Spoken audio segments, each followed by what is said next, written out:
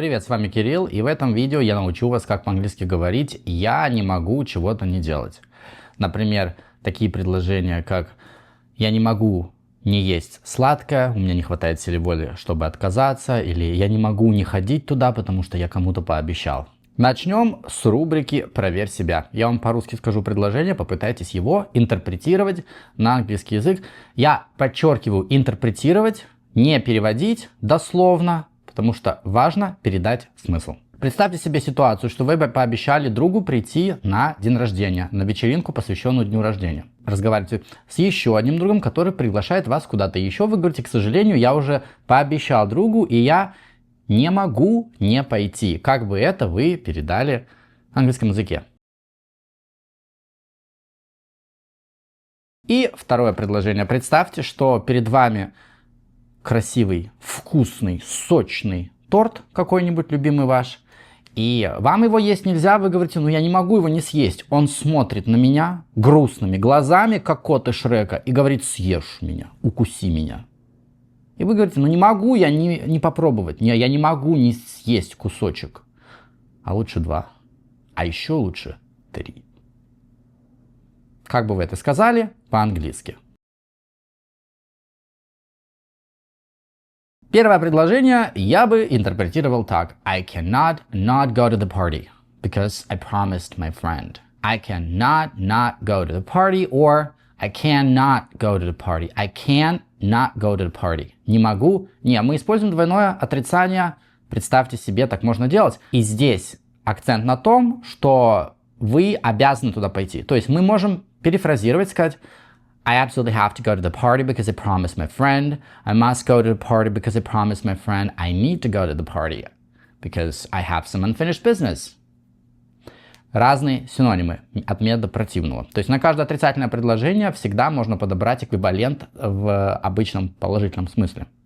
Так вот, себе вы укладываете I cannot not do как I must. I must, I have to, потому что либо это обязанность, либо это обещание, либо что-то извне на вас накладывается. Это casual style. Если вам нужно написать официальное, полуофициальное письмо, либо вы пишете какую-нибудь книгу, мемуары, что-нибудь еще, и вам нужно выдержать стиль. И помните, что в официальном стиле мы мысли должны выражать очень четко, clear.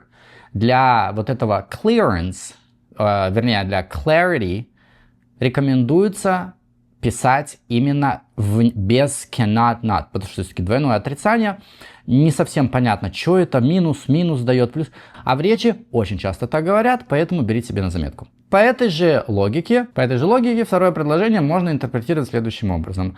I cannot not eat this cake. It's so delicious. Вполне себе предложение, но смысл совершенно не тот, который обрисовал я. Соответственно, это предложение doesn't make any sense for my particular context. Как бы я интерпретировал это предложение? I can't help eating this cake. То есть здесь мы используем совершенно другую конструкцию. I can't help и дальше глагол с ing. I can't help eating this cake. It's just too damn good. Давайте разбираться, почему первый вариант с cannot not не подходит и почему смысл другой. Возьмем ситуацию. Перед вами стоит нутелла. И вы хотите сказать, что вам нельзя есть эту нутеллу, но вы просто не можете устоять. У вас силы воли вообще никакой. Вот вы увидите все сразу, по рукам себе надавать не можете. И вы говорите: I can't help eating Nutella. I just can't help it. I tried. I can't. It's calling me. Она стоит на столе и там таким голосом: съешь меня. I can't help eating it. I can't help eating it. От меня это не зависит. Это мои условные, безусловные рефлексы. Это внутри меня. Это природа, мать ее зовет к ней, меня, нутелли в смысле. А если мы это предложение сделаем через can't not? I can't not eat Nutella. I can't not eat Nutella. Здесь смысл совершенно другой. Здесь получается I must eat Nutella. Я должен ее съесть. Может быть, у вас сахар просто в минус 50 ушел. И если вы сейчас не съедите, все, моменто море. Либо вы какой-нибудь там, я не знаю, андроид, робот, киборг, вы питаетесь от нутеллы, это ваше топливо. Ну, допустим, такая вот у нас история. Тогда вы можете сказать I can't not eat Nutella. Понимаете разницу между двумя конструкциями can't help doing something and can't not do something. Поставьте на паузу. Если вы едете за рулем, остановитесь. Pull over к обочине. Подумайте. Подумайте в everyday life, какие ситуации больше всего вы описываете, и получается, какая фраза будет к ним подходить по контексту прагматически и грамматически. Теперь давайте сделаем такой recap.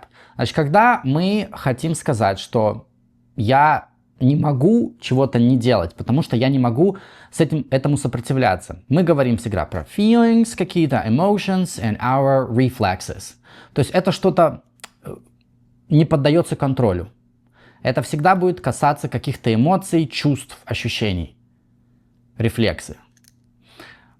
Смеяться, вот вам покажи пальчик, вы смеетесь, вы говорите, блин, ну я не могу не смеяться, мне смешно, это рефлекс, это от вас не зависит, это для вас это что-то вот связано с какой-то эмоцией, воспоминанием. I can't help laughing. Когда вы используете cannot not, вы по сути говорите I must, я должен, потому что должен. Обещал. Ну или если вы хотите использовать I can't not laugh, не могу не смеяться, но может быть у вас там друзья в зрительном зале, если вы не посмеетесь, они потом на вас обидятся. То есть смотрите, здесь как бы с этой грамматикой можно составить все предложения и стой, но смысл будет совершенно меняться. Смотрите прежде всего, какой смысл. Помните, в языке он у нас очень контекстуальный. Первичен именно смысл, что я хочу сказать. Уже потом вы начинаете грамматикой манипулировать и выбирать, какая больше подходит, а не наоборот. Теперь давайте вы попробуйте интерпретировать следующие предложения. Я вам говорю по-русски, а вы делаете по-английски. Я вам говорю начальную фразу, вы придумайте ответ по-английски, какой бы вы сказали. Представьте, родитель вам говорит Stop biting your nails. Stop biting your nails. Грызь ногти, сказала тебе, говорили в детстве многим. Что вы ответите? А вы скажете, ну я не могу. Они сами лезут пальцы в рот мне. Почему? Я кусаю их, у меня это привычка, рефлекс. Второе предложение. Stop sending me the stupid reels. Stop sending me the stupid reels. Говорит вам товарищ. Хватит мне слать эту хрень. У меня уже вся лента, все сообщения в твоих рилсах. А вы говорите, ну я не могу остановиться. У меня прям, я не могу. Руки сами тянутся, нажать, отправить, послать. В этих двух предложениях вы можете сказать просто одну фразу. I can't help it. И это очень частый паттерн, поэтому запоминайте. Как реакция на что-либо. Sorry, I can't help it. Ой, извините, но я просто не могу с собой совладать. У меня нет силы воли. И это вот моя сущность. Природа, так сказать. Мать. Ну и перед тем, как я вас отпущу, давайте еще два предложения. The movie was so sad, I couldn't help crying. The movie was so sad, I couldn't help crying.